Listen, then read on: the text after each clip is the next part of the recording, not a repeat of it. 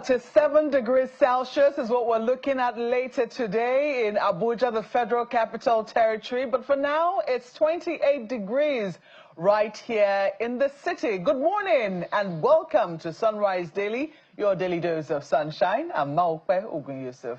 Well, it's looking like 29 degrees here right now, but it's likely to get as high as 33 degrees. And guess what it's put at? Described as excessive heat in the city of Lagos. Welcome, I'm Ayo Makinde. Now, Mark, I want to give you a quiz. And I want to take you somewhere in Lagos with our skyline this morning, coming on the screen shortly.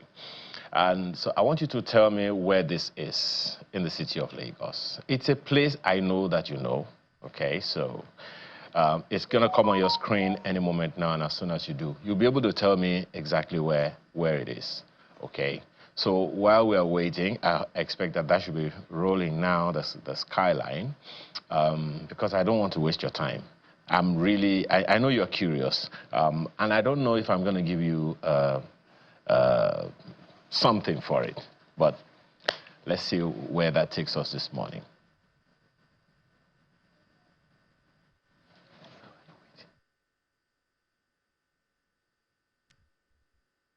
Where in the city of Lagos is this?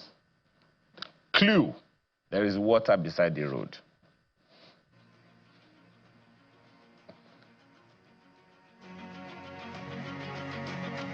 The road in Lagos, Ayo. I didn't catch your first line. I'm still studying it. Okay. I said there are many places that have water beside them, Ayo. Okay. I think that this is a very unfair quiz. I'm looking very closely. I've had to take off my glasses to take a look at this skyline. I wish I could say, director, zoom closer, you know, but my guess would be that, I mean, if I'm saying skyscrapers, my guess would be that this will be around VI in Lagos. Absolutely. Yes, so yes, you got it. So, you got it. This is Victoria VI Island. in Lagos, because there's not a lot of places that have so many skyscrapers and have this lovely water body. But I mean, this view of the sunset, is this the sunrise of the sunset? Well, I want to believe it's sunrise, because because that's the show we do here this morning. But this view of the sunrise is absolutely stunning, Ayo. Absolutely. I'm glad that I was able to at least let's say get this. What I really want to say, Ayo, I don't want to say it, and you have an idea of what I want to say, because I already told you before this show that if it's something I don't know, you will know where you will find yourself. But as luck will have it, I have a very good idea of where this is in Lagos. So you can see some of the viewers do too. Well, yeah, exactly. But you can see some of the iconic places there. Ahead of you there is the 1004 flats, and as we come further back, you would see one very prominent hotel right there. If you see the bridge at the foot of the table at the foot of the screen, you will know where that is. On Victoria Island, and the building right beside that crossing. And of course, looking to the back, you can see that toll gate, right? That toll gate is the one that leads to Lekki. I have a very clear idea where this is now. Yes. But, I mean, come on, look who's speaking. You've had the advantage of viewing this way before I have. All I can see is a stunning view of the sunrise. The sun rising above the Lagos horizon this morning. Everything else seems to be shrouded in a bit of shadow, and it takes a lot of straining to say, okay, oh, I think I recognize this, oh, I think I recognize that. But certainly, if there's anything that you can see in this view, Ayo, it is the sun. Isn't it a wonder and a beauty to be able to wake up and behold the rising of the sun? This is one of the things that we should never ever take for granted. If you do have a moment and you see the sun rising, by all means give thanks to God for another day. Absolutely. So let's take it in for a bit.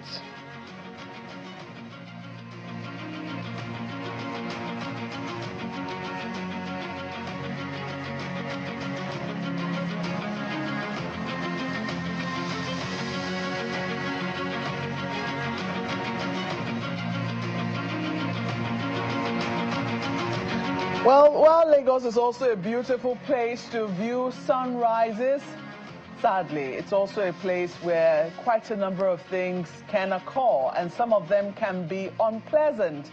Yesterday, around the Edola axis of Lagos, we understand that a major disaster happened. There was a tragedy. A tanker fell on its side. We understand it was carrying gas, and there was an immediate explosion. A house was caught up in the inferno. And of course, there was a major backtail of traffic. Also, we understand that one person was said to have lost their life in that particular accident. And, I think one person was rushed away in critical condition. It's unclear, just how many more people were affected by this particular accident. But these were the preliminary, the preliminary story we were given by officials who were there at the site of the accident which occurred around the Edola axis of Lagos. It was underneath the bridge, the Edola bridge. Looks like it was going, the tanker was said to have been, making that underpass towards the express when the accident occurred. Now, this is not the first time an accident will occur around the Edola axis. The question is, what precisely caused this one, and what exactly can be done to make sure that we do not experience these things on and on again? How quickly did our first responders get there? Were they able to get there and do their jobs in good time? These are some of the questions. But what we do know is that this clearly, from what we can see pouring here, what we could see, or what we're told, was that it was a tanker carrying condensed gas. Well, we all know that even the petrol which we buy is also gas that has been condensed. But certainly this was not one tragedy that we wanted to see yesterday happening in Lagos. When I heard the story yesterday, I was trying to understand, because with all the videos coming in, I was trying to make out exactly where it was, and everywhere in my head wasn't the place at all. It's a place that you know very well, Muhktar. When you're coming from the Secretariat and you want to use the underpass of the bridge to either go to CMD or come towards Channels TV here in Lagos, that's exactly on the other side. That's where the thing happened. They had a mechanic village, have about 2 or 3 churches right there. That one of the buildings that is totally taken out there, I don't know whether it housed a church or some businesses, but that is totally out. Now, I passed the place this morning just to ascertain the extent of damage, and I find that, thankfully, well, some vehicles were also burnt, because, as I said, it had a mechanic village there as well, but thankfully the damage is not as horrendous as one would have feared, because when you saw the fire on your screen yesterday, you were wondering how many lives have been lost and how many things have happened. I'm also thankful that it didn't happen along the road at a time when there are so many vehicles on the road driving, which would have made it worse for our people. But thankfully, all of that, this building is the only one that was severely affected. To the left and to the right of the canal, because you know that there's a canal right there. Somehow, I don't know how it happened, but it also spilled to the other side of the road and all of that. So, okay, I understand that building is also a church. Whether it's a Redeemed church or not, that I can't ascertain, because right beside that one is a Redeemed church that is still standing. Maybe they have 2 buildings there. So it's a very, very interesting dynamic. And, I hear people say, oh, there's so much is happening around the Edola Bridge. Maybe it's spiritual. Really? How about our habits?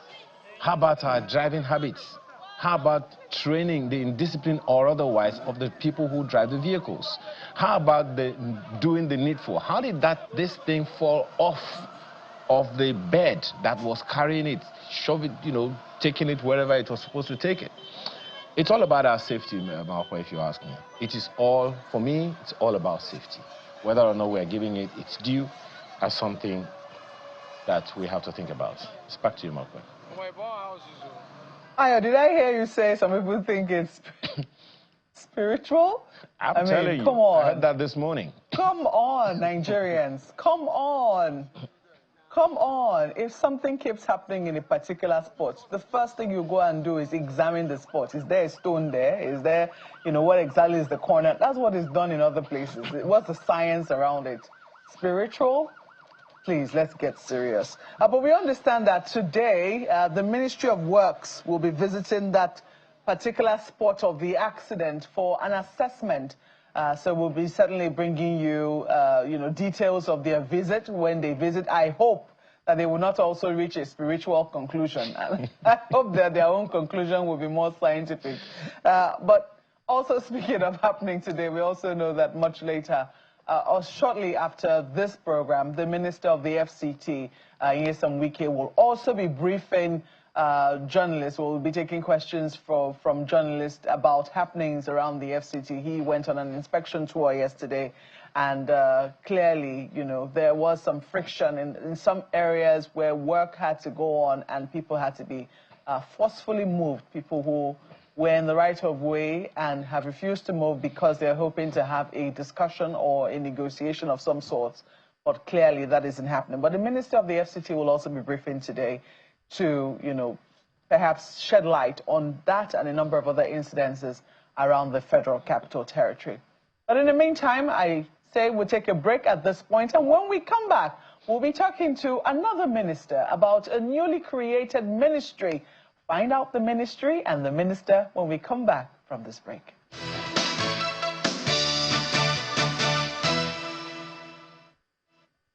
The Ministry of Livestock Development was created by the administration of President Bola Tinubu to take care of herders and the complaints that they have had around livestock development. Quite a number of issues have come up, and there are questions around, what progress is the ministry making? What are the plans for the development of that particular ministry? And we have this morning the Minister of Livestock Development, Muhktar, in our studios this morning. Honorable Minister, thank you so much for joining us in our studios. Thank you. Now, quite a number of people would say that, first, the creation of this, was a bit controversial. We remember how the president tasked, I think it was Professor Tahiru Jega and his committee, to come up with lasting solutions. And part of their recommendation was that there should be a separate ministry to take into cognizance the challenges that people who were, breeding livestock were, were facing, so to speak. From now that you have assumed position as a Minister of Livestock Development, you are the pioneer minister in that particular ministry, and I believe that you must have come up with a plan. Where would you say the critical challenge really lies in getting our livestock development up to notch?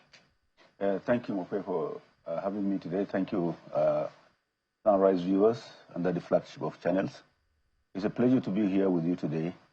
And as the rider has already been made, Mr. President had that strategic vision to create the Ministry of Livestock at the federal level, the first of its kind since the independence of this country. Many breeders across the years have always yearned to have a separate Ministry of Livestock Development. This is not just to say that you have, it's a nice to have thing, but there are strategic reasons. Basically, if you look at the volume and value of the livestock sector to Nigeria's economy. Let me say one thing. This ministry is not about herders. And when people say herders, people only look at what the ubiquitous aspect of cattle rearing. That is the most obvious today in our countryside, in our streets all over the place. And like you pointed out, there have been issues around peace building between herders and farmers across over the years. Now, this ministry is about farmable animals. When we say farmable animals, we mean every animal that have been domesticated, from the bee to the poultry, to rabbits, to piggery, goats, sheep, cattle, donkeys, horses, and camels. So these are the farmable animals. Now, people will wonder what happens to pets. Pets are companion animals. What happens to games? games are game animals. You have lions, you have cheetahs, you have elephants. These are in the games. So there are 3 distinct species here we're talking about, 3 sectors. Now we're looking at those farmable animals that people keep to derive economic benefits from them in the sense of food, fiber, in terms of hides and skin, in terms of wool, in terms of meat, in terms of milk, in terms of drought power, when you are using oxen bulls for agricultural purposes. Now, this is what the ministry was all about, to look at those farmable animals. What is the value of that sector? The value of Nigerian livestock as of today is estimated at $32 billion. Now, that is the sector that has been neglected for the past 64 years. And Mr. President had that strategic vision to create that ministry to enhance the volume and value of that sector so that it continues to play significant roles in the GDP of this country and to also continue to serve as a source of employment for the millions of Nigerians today that are involved in livestock production. Remember, today, our source of animal protein comes from the livestock sector. We are talking about national food and nutrition sovereignty in this country. For all intent and purposes, the livestock is properly placed to play that role. Now that the ministry has been created to take care of what I've just described, what are the challenges of that sector? Why has it been created? Now, the sector over the years have been suboptimally performing. Just before you go to the challenges, you say that the sector is worth $32 billion.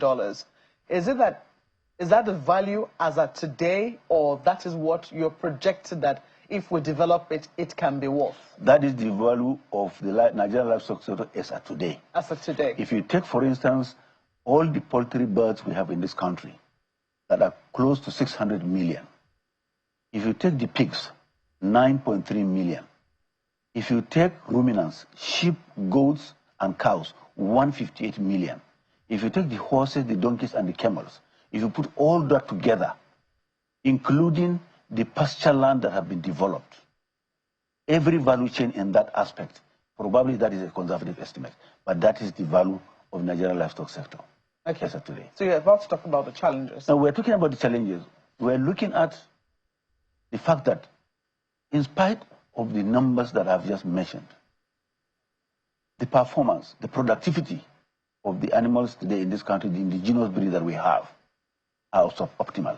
If you compare them with their counterparts elsewhere, where this transformation has happened and they've been able to modernize the husbandry, the genetics have been improved, health management, etc., etc. Let me give you an example. If you take the Nigerian cow, for instance, the indigenous breed, where there's Sokoto Gudali, Adamawa Gudali, Bunaji, Muturu, whatever you look at, the milk supply today per cow is average 2 liters per day. And because of that low productivity, and we want milk, we have to vote $1.5 billion every year to import dairy products into this country. That cannot continue to happen.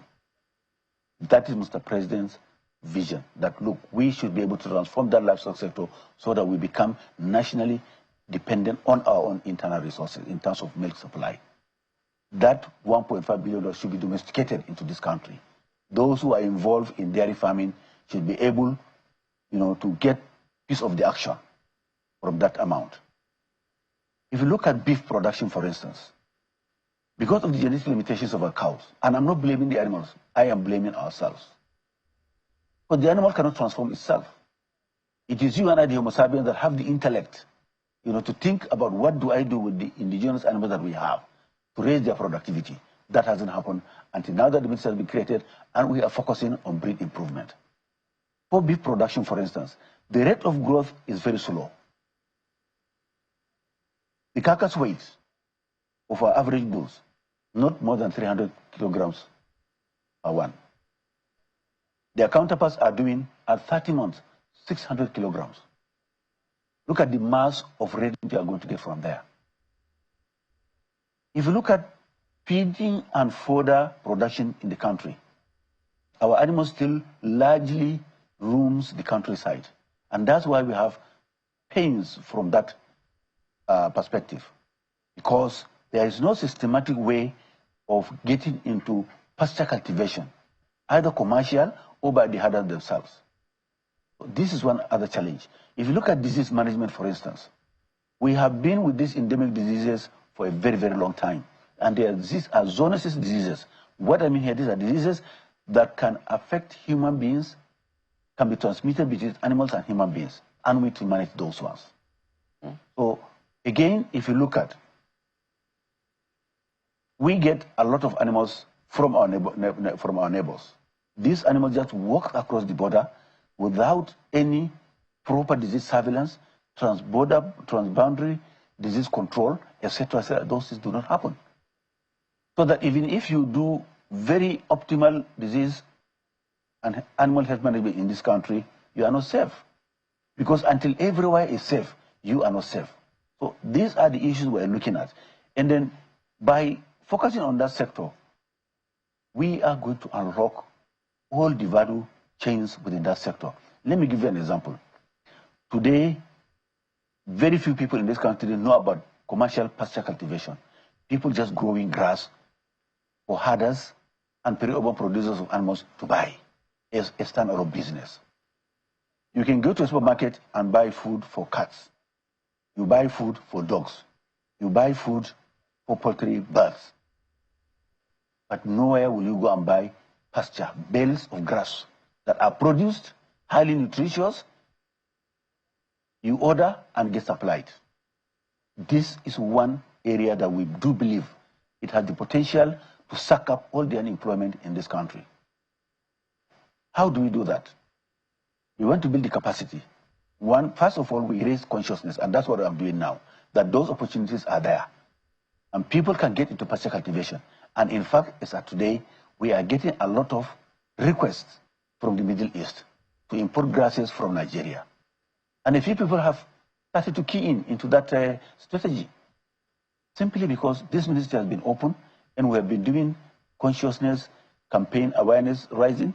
People will now know what is available there. Yeah, Honorable Minister, permit me to interrupt you. You have said that the ministry is about farmable animals, and you have gone on to give a list of these animals ranging from bees to goats, sheep, and, you know, let's say up the chain. That's right. But the one that has given Nigerians the biggest headache, and perhaps the one that made the biggest case for the creation of the livestock ministry, is the one you have now, you know, settled down to talk about, which is about the herders and the challenges. Because almost a lot of Nigerians, we love our meat, and you know, will I say it is widely consumed between chicken and beef. I'm not sure which one, you know, is more consumed. But clearly, there have been challenges around beef production. There have been challenges with farmers or with herders, you know, going around to try and get fodder for their cattle. And that has caused conflict. We have lost lives, we've lost property as a result of this. So for you, what would you say? Because we've seen that the federal government has come up with different programs before now, some of them highly controversial, like Ruga, trying to get grazing reserves, so to speak, getting herders who culturally have been known to be nomadic, you know, to settle in one place. To even get the land has been a challenge. So now you're talking about people producing fodder, grass, for farmers to be able to, you know, feed their cattle. But they have to be in a certain place before, there has to be a delivery address, so to speak, for if anybody's going to go into that.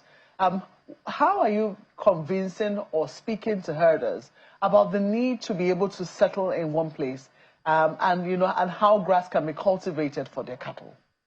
Yeah, thank you. The issue about herded, yes, you have just said that it is cultural. But that's also controversial. Is it cultural or a survival mechanism? It is cultural because over the years, everybody that is 70, 80, 90 years in this country knows that the herders move from point A to point B, and the movement is seasonal. Is it cultural or a survival mechanism? So you tell us. It is cultural because it's been happening over the years, Indeed. Hundreds of years. Now, but deep down study will reveal to you that that movement is a survival mechanism adopted by the herders to move their livestock from an area where there is no feed, there's no water, there's no grass, to an area where grass and water is available.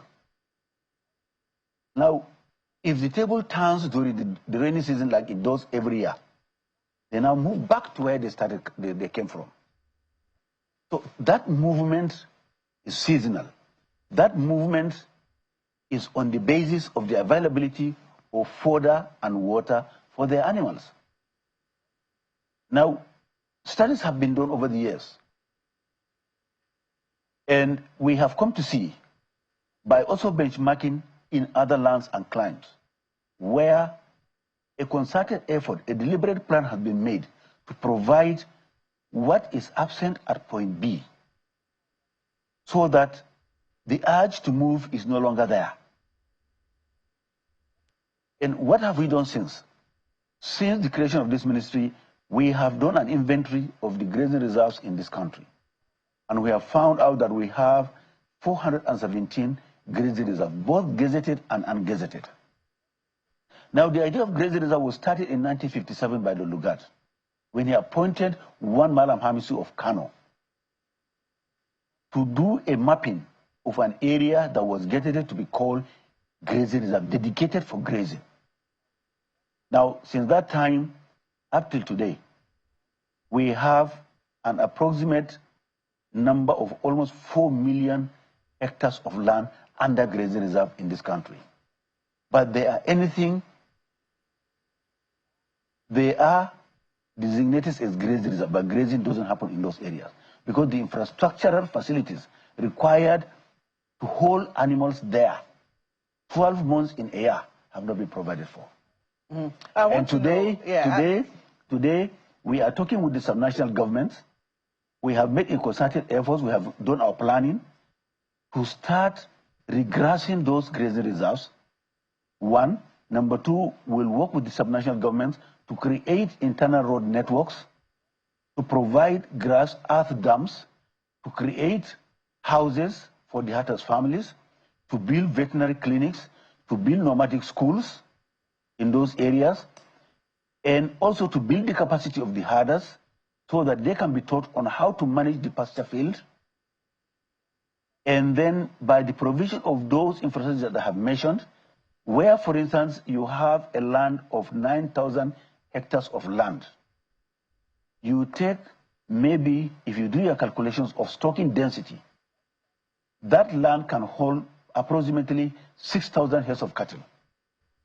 Those animals will remain there permanently because we have made provisions for everything they require to survive as life.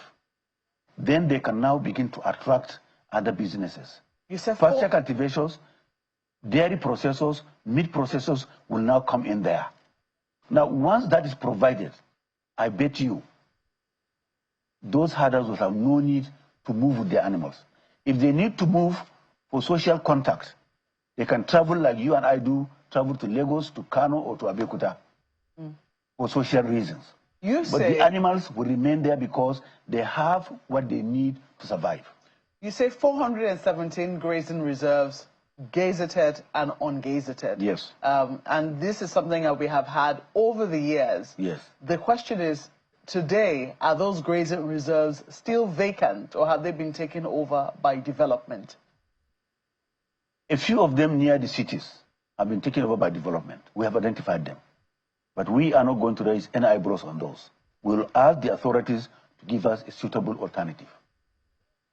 Where farmers are already bent down farming there, if they have taken the entire land, we'll ask the subnational governments to please leave those farmers to remain there. Because these are the kind of things that will not cause emotional reactions. Give us a suitable alternative. Together with the state governments, with the stakeholders, the pastoralists themselves, or the herders themselves, or the animal rearers themselves, the local governments, and the traditional institutions, we have already started having stakeholder engagement, and there are very, very serious buy-in. Those other alternative lands will now be developed. Now, we are doing this simply because our focus here is on peace building. We don't want to eject someone for someone to come in. Like I said, it normally leads to emotional outbursts. Leave the farmers there. We want to build bridges between the farmers and the herders. It's a symbiotic relationship. The farmer requires manure. The herder requires farm leftover. And that symbiotic relationship will be strengthened over the years. When people know that we need each other. We are all working for this country. So there's no reason why we now eject a farmer to bring in a herder. If there is sufficient land, and we do have sufficient land in this country, we will now go on and begin to develop and put that necessary infrastructure, as I have mentioned. But I bet you once this is done, the urge to move will no longer be there. Okay. I know Ayo has questions for you. Ayo. Thank you, Muhktar. Honorable Minister, I was going to ask you about the cultural angle that you looked at, that the issue of the migration from. But I think, as you said, it's already controversial, so we can leave that. But I'd like you to talk to us about something that I think would be a lot more productive. As at 2021, the federal government, under the Buhari administration, from a statement released by the vice president at the time, says Nigeria could be making $1 billion annually from the leather and leather product sector of the livestock industry in Nigeria. Is it still feasible? Thank you, Ayo, and good morning. I think it's that 2021, yeah, that was feasible. And in fact, the prospects are brighter now that the ministry has been created, and that the way we are looking at the leather industry is one, that for you to optimize on skin collection, you need a central animal processing unit. And what I mean by this is to make sure that all slaughter processes are done at designated areas that are called abattoirs. And these are modern, they are hygienic, they have the operational standards that assures all meat eaters in this country of hygienic meat under controlled conditions. And when you do that, all the byproducts from the slaughtered animals are now aggregated, including the hide and skin you are talking about. Yes, you can only do that when you have this controlled environment. But of course, in the villages and countryside, you need to also create what we call SCCs, skin collection centers. And that will involve getting young boys and girls who are now brought into the ecosystem to go around and collect all hides and skins that are processed in the countryside and then aggregated at centers. And that can finally be collected and be semi-processed, value can be added, and then you can now talk about the quantum of money that Mr. President talked about. By our estimation, that industry can employ almost 700,000 Nigerians, and by value, our own rough estimation about 23 billion naira. Now, we are not there yet because of certain incidences. Number one, if I tell you now, we are eating shoes, we are eating bags, we are eating belts, etc., etc. Somebody begin to wonder, why do you say I'm eating my shoes? I'm eating my bags, I'm eating my belts. Of course, these are hides and skins that we are eating. And these are the raw materials for making shoes, bags, and belts. You're actually, so practically yeah, that postulation is there. That postulation is there. My apologies for. But again, if you look at other processes, just hold on, Mr. Ayo, just hold on. Okay. Just look at another practice that we do. That because we love to eat meat with the skin attached to it, you slaughter an animal, you take kerosene or spent engine oil, you pour on top of that animal, you put fire on it. After about 15-20 minutes, the fire dozes out, and you begin to scrape the hair because you want to eat your meat with skin attached to it. Now, that skin that you talked about $1 billion, is no longer there. It's not part of that calculation because we are eating it. Now, once you do that practice of making bonfire out of that slaughtered animal without being processed yet, you are putting kerosene. Kerosene comes from crude oil, and when you put fire onto it, it ingresses into the meat. And what you are doing today has serious health hazards if you insist on eating that meat in that fashion. So by and large, the postulations that are made by Mr. President and Vice President in 2021 is in fact today much brighter. Because what we are doing today, we are organizing the abattoir system so that from each slaughter point, Minister, you have the skins that are aggregated and now will be sent to the tannery. On the issue that you just raised now. The skin, with the meat with the skin on it, or even the skin without the meat on it, is what in the southwest of Nigeria is called pomo. And you have also talked about certain health hazards that we put ourselves at that. There have been reports in the past few years that about the cancerous nature of this pomo, as we call it in southwest Nigeria. I'm sure you are familiar with that term. Is it still, is there anything government has or can do, has done or can do to arrest that trend? Because that to those who know, that's about the only way they can get their pomo in their soups. Yeah, I didn't say eating pomo generally is cancerous. But let's look at the food, the nutritional value. What I described as dangerous is that of burning the skin on the animal that has just been slaughtered, and then with getting the skin attached to the meat, because you are using chemicals, paint engine oil or kerosene to do that. But once you have, for instance, if you pick up a cow hide, skin rather, and then go ahead to process it into pomo without probably having to burn it. I don't know how the procedure of doing that. But again, let's add food, the nutritional scientist, is how much food value do we get from eating pomo? That has to be answered. Honorable Minister, you are looking for some people's trouble, but let's just leave that for now. But there is something a little more troubling for me, and that is the fact that according to the NEPC, Nigeria's Export Promotion Council, Nigeria exports 90% of its leather and leather products. It's leather, it's hides and skins. And the countries that get the most of what we have are Italy and Spain. They take about 71% of all of our country's leather exports. And we only keep 10% at home. It's still there on the website of the NEPC. And as you said, we have been eating our shoes, eating our belts, eating our bags.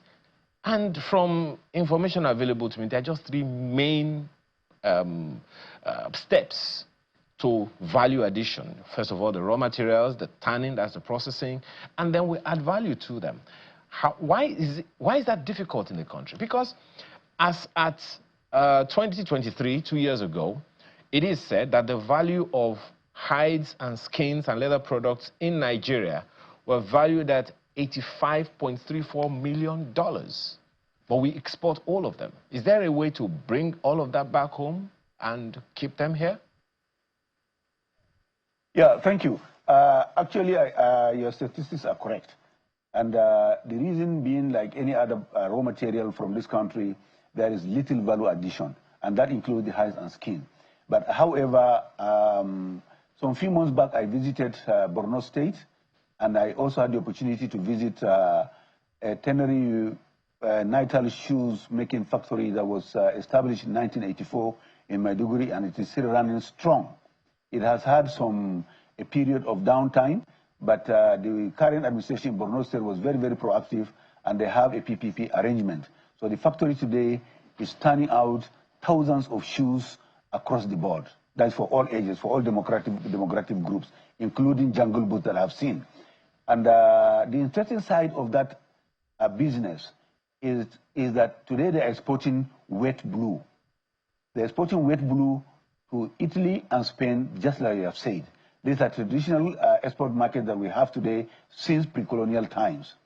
Remember, Morocco used to come to Nigeria during the trans-Saharan trade to bring potash and then buy Sokoto red goat into Morocco and export it to Spain and Italy. Globally then it was known as the Moroccan goat skin. But investigations have revealed that that goat is not Sahelian. It is Sokoto red goat, and it has, by all standards, one of the best skins today in the small ruminants world. Now, however, today we are doing a lot of stakeholder engagement with tanneries, enterprises in Kano, in Sokoto, in Maiduguri, in Bauchi, to come together to see how we can add value beyond the wet blue. The wet blue is the highest one that we're exporting at the moment. But I do understand there are 2 other stages ahead that we can do to add value and earn the amount of money you have just mentioned. But beyond that as well, there is also a large number of cow skin that has been exported to Aba, where they are manufacturing shoes for our armed forces. I do remember in the last administration, an agreement was signed with some shoemaking factories in Aba to produce jungle boots for our armed forces. And I was pleasantly also surprised to see the Nitel factory in Maiduguri doing jungle boots. So this is what we are going to encourage. We have the raw materials in country, and what is left today is to get investors who are that committed, very patriotic, to key into these opportunities and ensure that what we export today, a large percentage of it is domesticated and turned into shoes, belts, and bags for our own national consumption. Most of the shoes that today we import in this country can actually be manufactured here. I was supposed to visit the Leather Research Institute in Zaria 2 days ago, but I had to postpone that program due to other state engagements. But I do believe that by the time I go there, I will come back with some golden news about the opportunities that abound in the leather research, in the leather and skin industry in this country. But by and large, we have sufficient number to satisfy our national needs in terms of manufacture of shoes, belts, and bags. But I do believe that these are, again, new opportunities that the ministry is going to unlock with the creation of the Ministry of Livestock Development. Well, Honorable Minister, I'll need you to also help us understand how we can communicate, perhaps maybe your ministry primarily, to Nigerians that the so-called Italian bags or Italian belts and Italian shoes all come from the leather from Nigeria. Something that many people may not also know is that when they import bags from China, from India, from different other parts of the world, it's usually from goat leather or sheep and lamb leather that is from Nigeria. These opportunities are there, and as you said, value addition has always been the problem. So, now that you're saying that we want to begin in-country production of these things, how do we communicate the quality to Nigerians in a way that they would still be proud to carry their made in Nigeria bags as if it were made in wherever else it was before? Yeah, it's all about about being patriotic enough.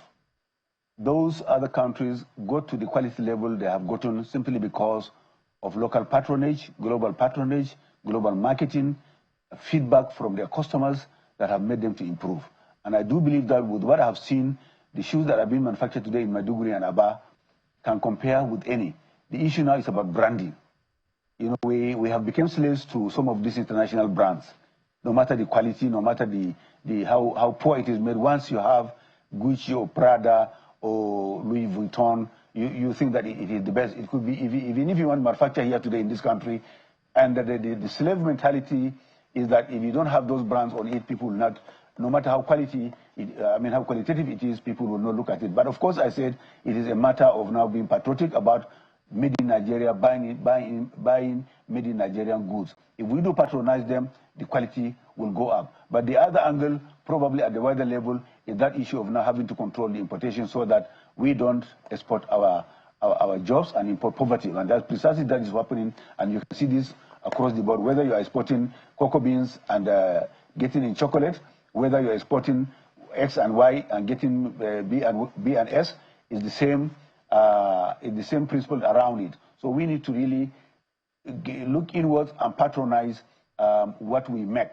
But I do believe that you will have the opportunity today. With the ministry, we are going to focus on that. We are going to talk to a lot of the chambers of commerce and industry in this country to look at what is happening. Like I said, I was pleasantly surprised with what I saw in Maiduguri and what is happening in Aba. And I believe these are areas that can convince any investor that today the opportunities are there. Not just exporting the red blue. We can go higher than that and in fact also domesticate the raw materials that we have in this country and open up jobs for our own teaming youth to get economically, productively engaged. Honorable Minister, you say that the conversation, to get herders settled has already begun. Is that right? How is that message sinking in? Because we see that even here in the Federal Capital Territory, we still see a lot of herders roaming around the city centers, looking for fodder for their cattle. Yeah, you see, when I say that, I say we have had conversations with them. We have not started practical action in those areas. We have identified them. Number one, for the FCT you have mentioned, there are 4 grazing reserves in FCT. And I have the intention of meeting His Excellency, the Minister of Livestock, the Minister of Federal Capital Territory, along with the chairman of the councils here in Abuja, so that we map out, we already have a model for each grazing reserve. Uniquely, may be different from uniqueness of the area, but we do know where they are. We know the capacities of that area in terms of stock holding. We know where they are. So we need access roads. We also need to design, like I said, internal road networks and ensure that the places are safe and secure for the herders to move in. Now, this cannot happen this dry season. We will now take opportunity of the next rainy season to do all the regrassing and other planning purposes that we are doing. And of course, also, let me announce upfront that in the next 1 or 2 weeks, we are going to have a wider stakeholder engagement with Mieti Allah, Kulen Allah, and all the pastoral organizations in this country. We are going to sit down and have a 2-day consultation with them so that we listen to each other. This is the trajectory of the ministry. Where are we going with livestock? How do we get to where we want to get to? Come and let's together build up the key performance indicators along the road. No, you have said that the ministry is not about herders, it's about farmable animals. Yes. So I know that cattle and herders will certainly be taking a huge percentage of course the time. They will. Of course they will. But for the other farmable animals, there's been an outbreak of bird flu, for instance, that they have been dealing with in some parts of the country. For those who are into poultry and are concerned about some of these things, what exactly is the livestock ministry looking at for them? The issue of health is a general program that we have for all the livestock species.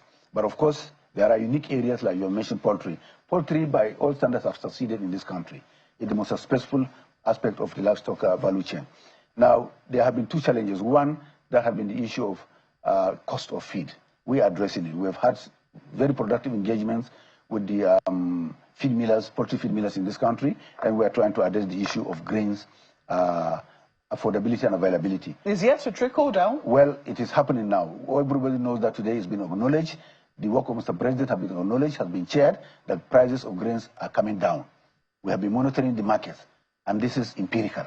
You can find out. So how quickly do you think it will trickle down? The issue of bird flu. Yeah. The issue of bird flu, we do notice that we got some reports from Zamfara State in one farm, and then another one in Kano. Those have been isolated, and we are up on our toes.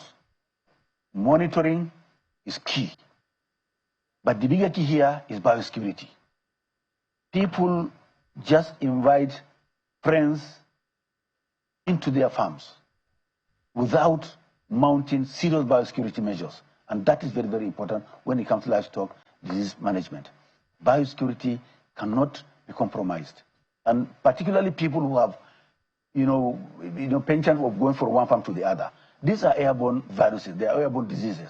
And therefore, once you mount biosecurity in your farm, I assure you, you are going to be safe from this. But like I said, the reporting system is there, and we are up on our toes to make sure that these incidences are nipped in the bud. Yeah, you talked about the price of grains coming down, which should affect the price of feed, which in turn should affect the price of, the chickens, and perhaps also the cost of eggs. Because the cost of eggs now have been astronomical. A lot of people cannot afford. And even when you see the eggs, they're so tiny. They're like guinea fowl eggs. I don't know if you've had cause to go to the kitchen in recent times to look at those eggs. But in recent times, that's basically what. So how quickly do you think that this cost of grains, which is coming down, will come down the value chain in such a way that ordinary Nigerians can see the effect of what it is that you're doing? Now, in our conversations with the feed millers, we discovered that people have already bought grains and stocked at a higher price. Now, if you're in business, if you do that, simply because now that the grains prices are coming down, because you have bought at a higher bracket, you have to sell to recover. Now, it is when they go to replenish at a lower level, at a lower cost, that's when we begin to see the trickle down you're talking about. But also do remember that many of the farms had either scaled down or some have closed because of the cost of feeds. Now, these ones, we are now encouraging them to come back, to take opportunity of now lower grain prices to restock. And when you restock with DOCs, they're all chicks. It will take you probably about 5 months, if you are talking about layers, for them to start laying. If you are talking about broilers, probably it's about the part of 6 weeks. That's when we began to see these prices now translating into cheaper eggs, cheaper poultry, broiler bird prices. So should we look at the next 5 months or thereabouts? I don't want to give a timeline. It's a gradual process. But we do know that now the prices of grains is setting down south. And that is a good news coming from the definite economic steps, measures that have been taken by Mr. President's economic policy. What about those farming other animals, like bees? We know that we love honey. What exactly do you have in store for them? Interestingly, I'm also an apiculturist. I have about 45 beehives in my farm, and each hive is about 60,000 bees. I've been harvesting organic honey, and we are also going to come with a massive campaign to open up that sector and build the capacity of those who want to go into bee farming. Honey attracts a lot of money. But interestingly, most people do not know that honey is the cheapest of the bee product. Honey is the cheapest of the bee product. You have beeswax for industrial, pharmaceutical uses, cosmetics. You have bee pollen, you have royal jelly, and you have the bee venom. All these are marketable and they're all exportable. So that's what the ministry is going to do about. We are now planning a massive campaign, to open up that industry, to attract people who want to go into apiculture. And apiculture, you don't need any large capital outlet to do that. A beehive, the Kenyan top bar or the lamprop will not cost you more than 120,000 to construct, made of wood. And you attract the bee by baiting. The bee comes in there, finds a safe area it comes to colonize, and they start manufacturing honey for you. The only thing you need to do probably is the foraging area and a small container with water for bee bath. And you're home and dry. You don't feed it, you don't inoculate it, nobody can steal it. In fact, if people know the bees are there, they will run away from your house. So it's even a very good megard for you. And then you get organic honey. Well, certainly, quite a lot of things have been shared today. Honorable Minister, we certainly will keep tabs with you and developments in your ministry. We have to thank you very much for coming on our program this morning. Thank you. Thank you so much. Thank you, Edola. Muhktar Meha, as the Minister of Livestock Development, has been telling us about developments in the ministry so far. And I'm sure if you're listening, maybe you might want to set up your own bee farm. But that's why we leave the program this beautiful Wednesday morning. Thank you so much for being a part of it. Well, I'm pretty sure that the Honorable Minister, is going to be getting a lot of visitors when he talks about honey, because, hey, we've heard it's better than sugar. I'm interested in that market as well, Malcolm. Maybe we should start that business. In the meantime, I'm Ayo Makinde. Enjoy the rest of your day.